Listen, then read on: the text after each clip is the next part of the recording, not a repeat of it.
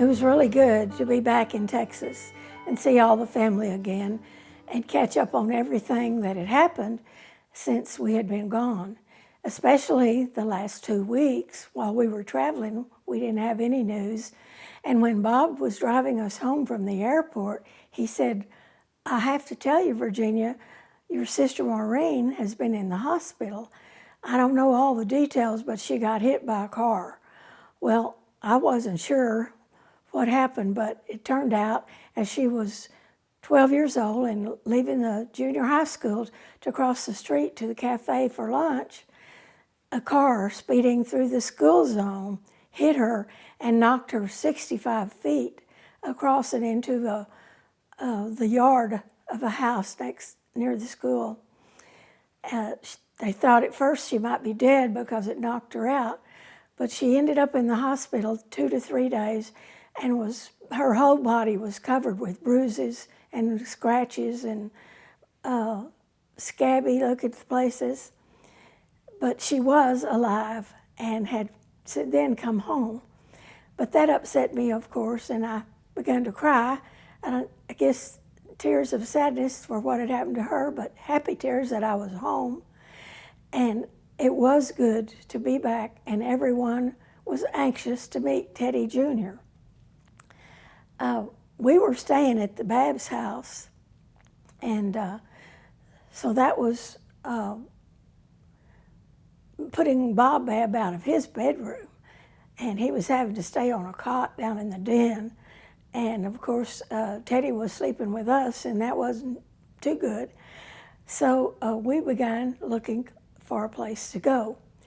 And Ted had a job to work with his brother D.L. on the houses that Wynn was building. And Lloyd Wynn said, "I know of a little house that's for sale. It's in the 2500 block of Freeland Street. You might be interested. It's a good buy, but it's dirty. You would have to clean it up." Well, we said, "We'll look at it and see." When we went over, it was a small house built on what they call the San Angelo plan, which was putting up fast houses when the military came in to the Air Force there. It was divided into half sideways. When you went in the front door, on the left side was where your living room area would be, and there was a door straight across that went into a back bedroom on that side of the left. Then turning right from the front door, all the way down at the other end was kitchen cabinets and a stove, and a door that led to the second bedroom behind it.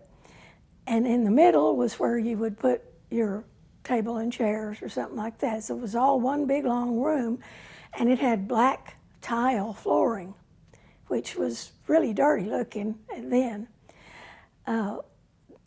Between the two bedrooms were walk-in closets, which would open from either bedroom door, and the water heater and the heating unit behind that, and then the very back part was a walk-in door from either bedroom to the bathtub and bathroom. And then in that small bedroom, there was a back door to go out of, but on the wall between the door to the bath and the outside back door was a space for a washing machine. At that time, nobody had dryers, but we did have clotheslines in the back. Talking about dirty, the house was a mess. To start with, there were 5 bullet holes in the front door, and the kitchen sink was covered with moldy dishes and pots and pans. So it was a challenge, but it was twice as big as the house we lived in Germany for a year, and would have room for Teddy to have his own bedroom with a baby bed. Then we decided the price was right because the whole house and lot were for sale for $2,500. And so we bought the house, and we also purchased a vehicle, a 1956 Chevrolet 4-door sedan. And a lot of this was with money that we had saved from Germany because our money was much more valuable than the mark when we were living there. And of course, we took a small loan on the house. And Ted was working, but his salary was like, as a journeyman carpenter, was $50 a week. But we were making it fine, and we already had pots and pans and dishes and all from the time that we'd lived in New Jersey. So all we bought to start with was a bedroom set, a baby bed, and one couch. And we ate off TV trays until we had the money to buy table and chairs. I cleaned up that black floor and it would shine really nice, but the first person that came in the door, footprints would show. So that was not real easy to take care of. But Ted began repairs. He fixed the holes in the door and repainted the door and everything, and I cleaned up that, threw away a lot of trash and got the kitchen in order and ship shape, and we were happy there. And Ted was working in the yard one day about 3 months after we'd moved in. A pickup drove up, and this man got out, and he walked up, and Ted stood up from where he was working in the flower bed and smiled at him and said, "Hello, can I help you?" He said, "You see that door? That's where my blankety-blank wife shot me with 5 times through that door. You see that rose bush? I planted that rose bush. You see that tree? I planted that tree." Ted said, "Well, sir, I'm sorry for your troubles, but I don't know you. This house was for sale. We purchased it. We paid the price, and we're the owners now. And I'm sorry for your troubles, but you don't really have any business here, and I will ask you, please, to leave." He stayed so calm, and I was standing in the house shaking. The man said a few more expletives, and he turned around and got in his pickup and left. Well, that was the only incident concerning the 5 bullet holes. But one other thing that Ted did, at night, he began to build a boat in the backyard. And he had it on the those horseshoes that you build with. And he made it out of wood. It was a little runabout boat, and covered it with fiberglass, and put little fins on it so it would be more stable. And as we got the money, we purchased a Johnson motor and a trailer, and when it was finished, we went to Lake Nasworthy, and that's where we spent lots of Saturdays fishing and water skiing. And of course, Teddy was in there with us with a life jacket on, and he wanted to try to drive the boat, and sit in his daddy's lap and hold on to the handle of the motor, and so that was a very interesting time. But we also began to think, Ted said he wished he could really use a GI Bill and go back and finish college to do what he really wanted to do. But he had changed his mind from being a missionary to going into electrical engineering because of the training he'd had in the military. So he looked into it, and then there were a few undergraduate courses that he could still take at SAC and work part-time. So he did that for the next year and got every requirement he would need and was accepted at Texas Tech for the engineering school. And so we were moved to Lubbock. We sold our house, the boat, motor, and the trailer, and moved to Lubbock, Texas, and he enrolled in Texas Tech in engineering. And I stayed home with Teddy. I had worked when we were still in San Angelo, and he was going to school part-time at a company called Floyd West and Company, insurance adjusters. And they adjusted wrecks and storms on houses and that sort of thing. And I was a one-woman secretarial thing, and got to reuse my secretarial skills typing and shorthand and that. And they actually offered me a job at that same company in Lubbock. But I only worked there a few times, part-time, when somebody was on vacation or sick, because Ted wanted me to stay home with Teddy as much as possible. And with the money we had from our house and the GI Bill, we were able to make it.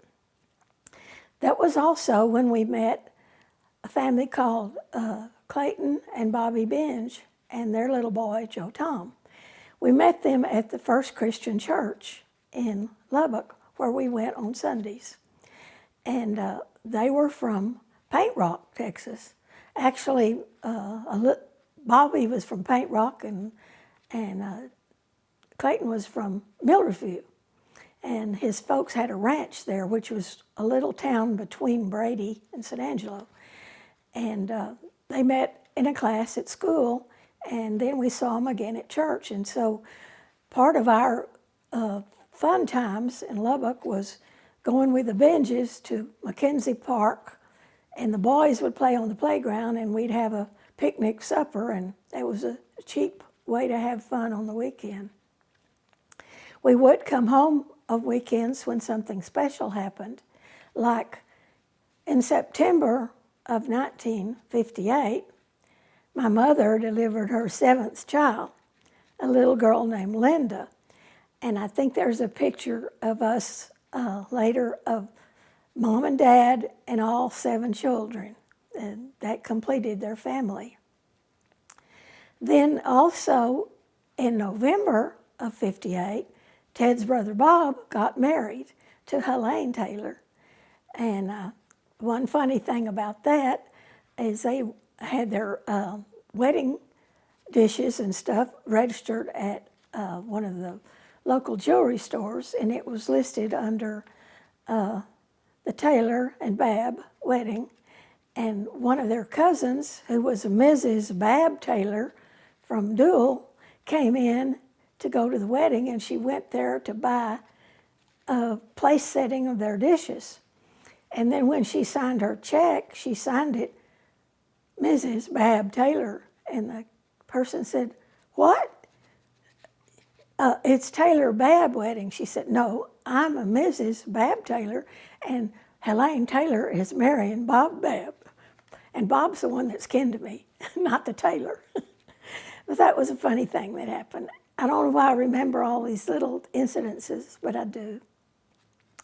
Well, that wedding was very nice, and then we went back to school, and we finished that semester, and we came back to San Angelo for Ted to work again for the summer to be sure we had enough money to finish his last year of engineering school. While we were there, something else happened that was not pleasant. His mother, who was called Old Scout, because she was a good old scout to her sons and her grandsons, was diagnosed with terminal cancer. The doctor said 3 months to a year at the most. And Ted was devastated. He didn't want to go back to Lubbock and leave his mom in her last year. So he decided to put that off. And he would work and stay there, continue working. So we rented a little house on Norma Street that was for rent, not too far from where the Babbs lived, so that we were right close to them every day. And I got pregnant again and discovered that. And this time, it was not an easy pregnancy. I had bleeding at 2.5 months, and again at 3.5 months, and tiredness, and just generally didn't feel well. And my due date was May 28th, but near the end of March, I woke up one morning thinking I'd wet the bed. My water had broken, and when I went to the bathroom, I knew that it was time.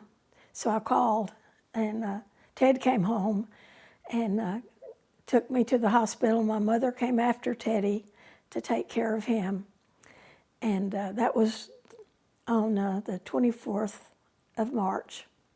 And 48 hours later, on the 26th of March, I delivered the baby.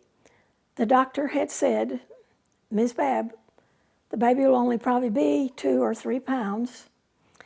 The longer you can wait for anesthetic, the better off it will be, because why we lose preemie babies is often the anesthetic that the mother took to give birth, the baby couldn't throw off.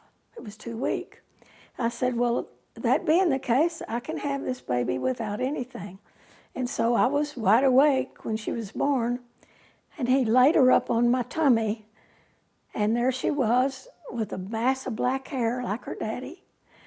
And I said, she doesn't look so little, because he said she's bigger than I thought she'd be.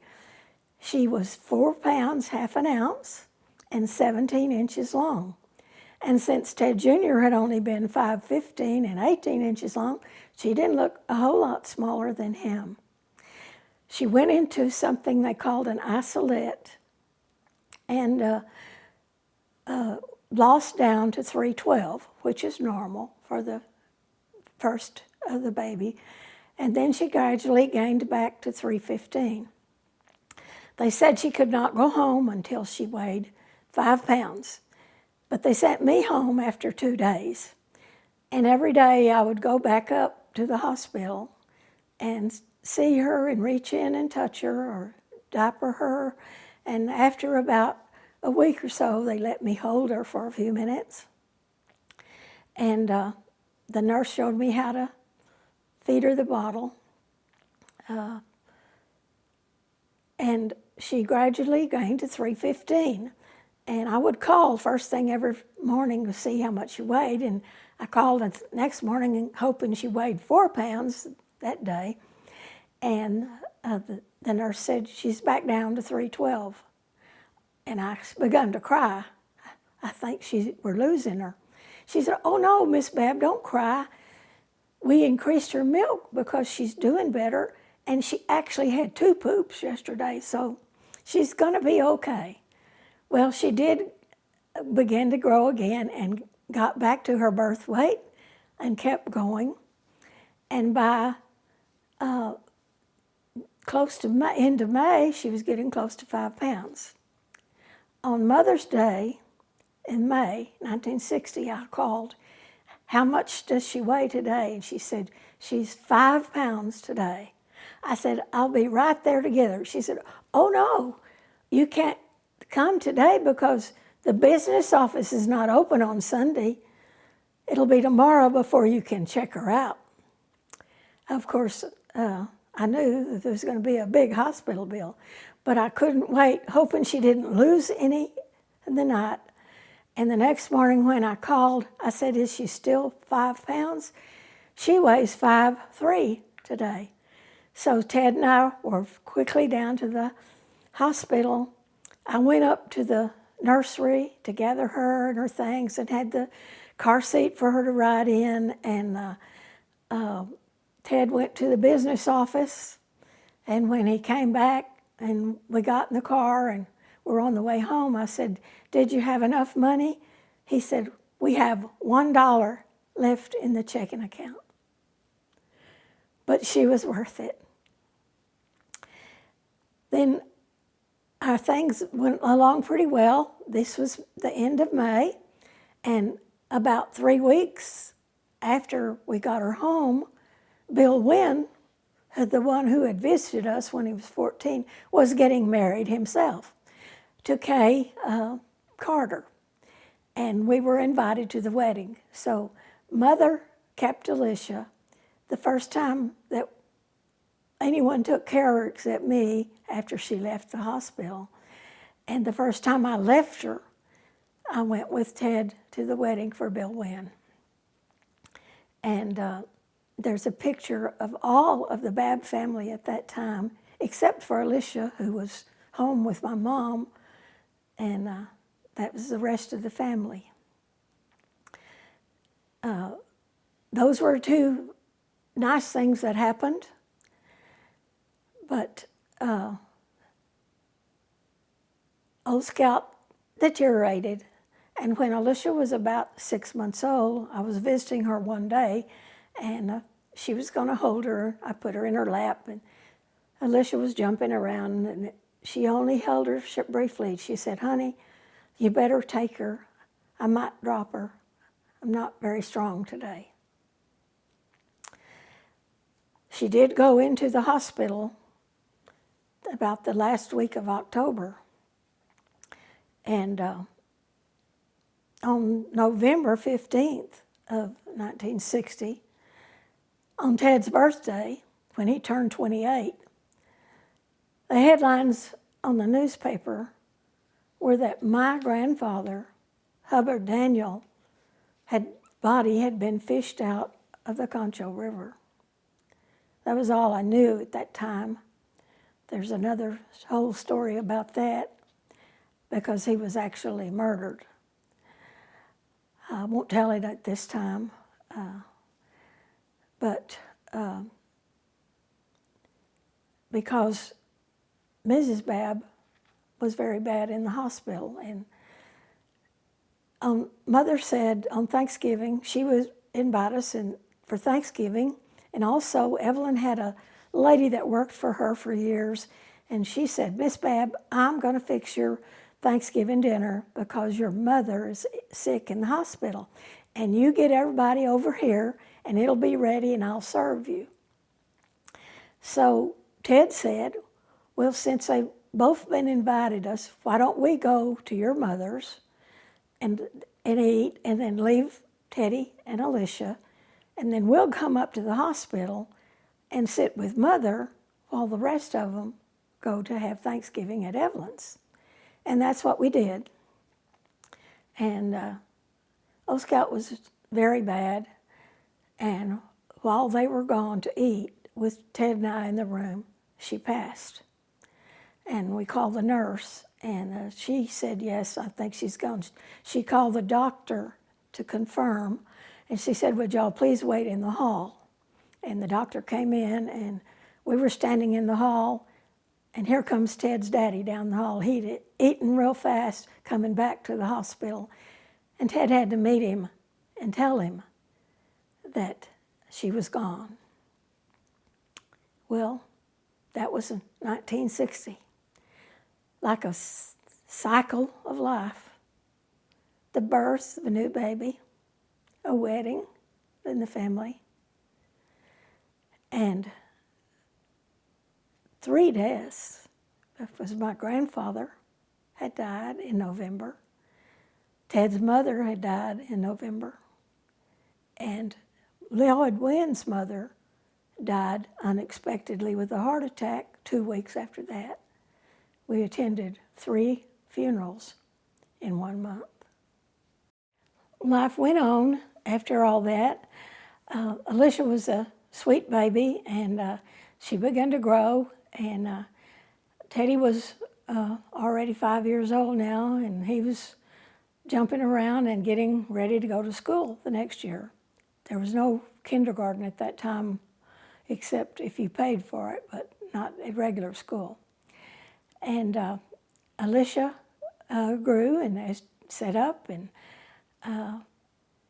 babbled and began to talk a little. And then she was very independent and became a climber. Every time I turn around, she's climbing, trying to climb on the chair or somewhere. And if the telephone would ring, it was like it was a signal to her. I would go to answer the phone on the wall, and I'd look at her, and she's over climbing on the couch, climbing up the bookcase. And I'd have to say, "Excuse me, I got to get my little girl down off the bookcase."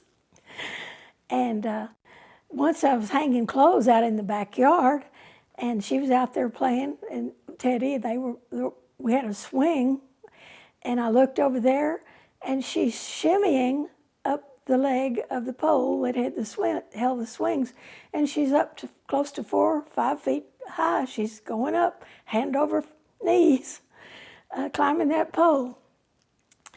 I never knew when she would surprise me by that. Even later, actually, Teddy had a rope. He was practicing roping like a cowboy. And I looked out the kitchen window when she was playing, and there she is with that rope over the limb of a tree, and she's sitting in the loop and pulling herself up and down that rope with her hands, and then she'd let herself back down. And I went out and I said, "What are you doing?" She said, "I'm playing elevator." So, she was a climber and a go-getter. I thought she was a little obstinate because I would say something and she'd look at me but not respond. And I realized when she was about 3, it wasn't that she couldn't hear. She got to where she started. I'd have to talk louder to her before she would do whatever I wanted her to do. She started going to the TV and turning up the sound. And I said, "Hit me, this child can't hear. She's had all these ear infections that they treated her for, but they just gave her antibiotics. They never said something's wrong with her hearing." So I took her to a specialist, Dr. Engelking. He chewed me up one side and down the other, said, "This child should have been brought to me a year ago. She has scar tissue on both eardrums. We need to do what we call a mygotomy surgery on her." And I said, "What is that?" He said, "It's the scraping of the eardrums to remove the scar tissue. We will have to put her to sleep to do it. And I also want to remove her adenoids while we're in there." So she was barely 3 years old. We went in for surgery. And I know it had to have been excruciating pain for her. When she was coming back from the surgery, it sounded like a freight train coming down the hall. She was screaming so loud. And it was heart-wrenching to me. And then they gave me some kind of medicine they said would calm her down. It only made her more hyper. And for 3 days after we went home, all we did was sit in the easy chair day and night, and I would rub her back and pet her, and that was the only way she got any relief. She didn't even want to drink much because the swallowing, I guess, hurt her ears. Finally, after about 10 days, when I had to go back to the doctor, he said, "They're healing. They should do all right. And one looks a little more healed than the other, but I'll see you again in another week." And then the next week went by. That one ear, he reached in and pulled out like a small blood clot out of her ear. And he said, "The other ear doesn't want to turn loose, so we're going to give her another week or 2. And they set an appointment for about 10 days. Went back and it still wasn't. He said, "1 more week and then I'll remove it if it's not coming out." So when we went back, he looked in there and he said, "I don't want to pull it out because then it'll start to bleed again. It'll start all over." So nurse, get the straitjacket. They put Alicia in a straitjacket and put her on my lap, and he said, "You hold her and don't let her move." And then he told the nurse, "Hold her head and don't let it move." He shot water into her ear with some kind of an instrument. And of course she screamed bloody murder the whole time. And he continued until a blood clot shot out of her ear that was between 1/4 and a 1/2 inch in size and about the length of your little finger. And he said, she'll get well now. And then they removed the blood, but she looked at me with this look like she was saying, why did you let them do this to me? So that was very traumatic. But after that, she began to hear really well and began to sing more and play, have more fun, and watch her little shows on TV without having to turn the volume up so high. And they said she would, in that one ear, have probably a 10% disability for the rest of her life, but that she would be able to hear. So you never know what's going to happen with a new baby.